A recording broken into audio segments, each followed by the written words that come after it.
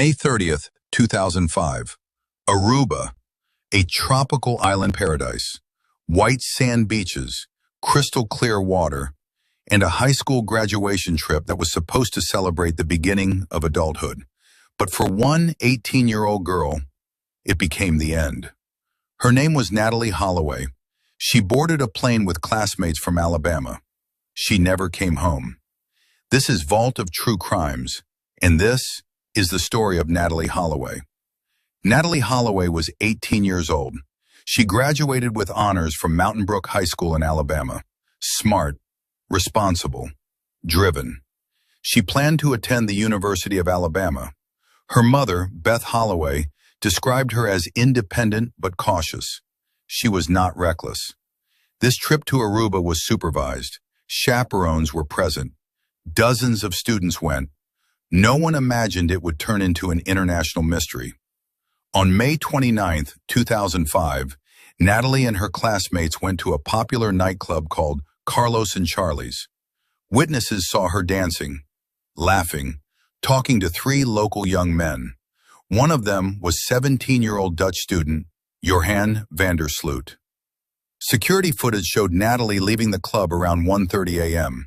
She was seen getting into a car with Johan and two friends. She was never seen again. The next morning, students boarded buses for the airport. Natalee didn't show up.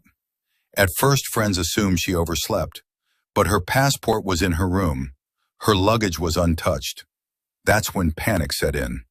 Chaperones notified authorities. Her mother flew to Aruba immediately, and from that moment, the search began. Aruban police detained Johan van der Sloot and his two friends. Their stories changed repeatedly. At first, they claimed they dropped Natalee off at her hotel. Later, they admitted they lied.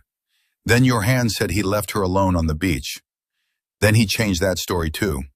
Search teams combed beaches. Divers searched the ocean. Cadaver dogs were brought in. Nothing. No body, no clothing, no evidence.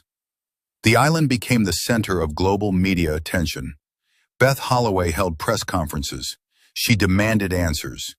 American news outlets covered the case daily. Criticism of Aruban authorities grew. Were they moving too slowly? Were they protecting locals?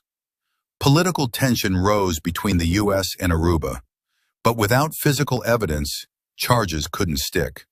Johan was arrested, released, arrested again, released again, each time due to lack of proof. Over the years, Johan gave multiple versions of what happened. In one confession, he claimed Natalee hit her head accidentally. In another, he said she drowned. In another, he claimed he sold her into trafficking. Each time, the story collapsed. Investigators believed he was manipulating attention, seeking money, seeking control. But one fact remained. He was the last known person to see her alive. Time moved on, but the case didn't fade. Beth Holloway continued fighting. Private investigators were hired. Undercover operations were attempted. In 2010, something shocking happened.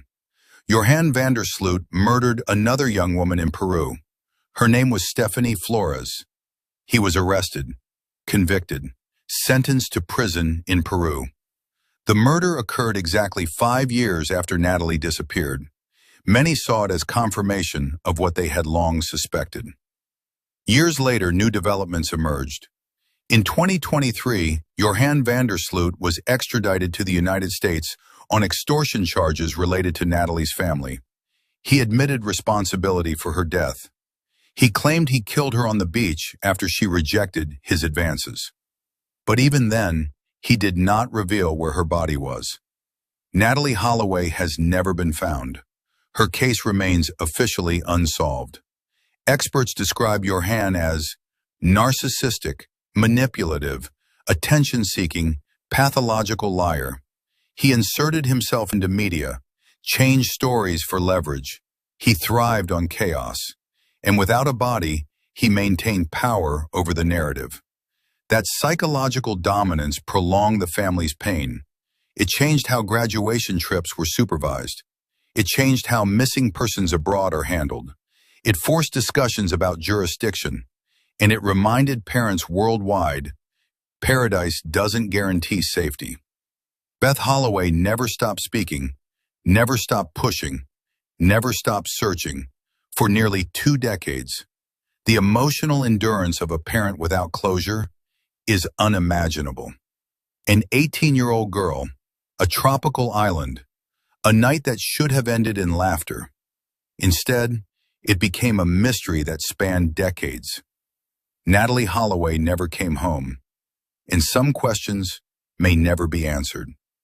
This is Vault of True Crimes, where the truth is never buried. Subscribe, because the next story is already waiting.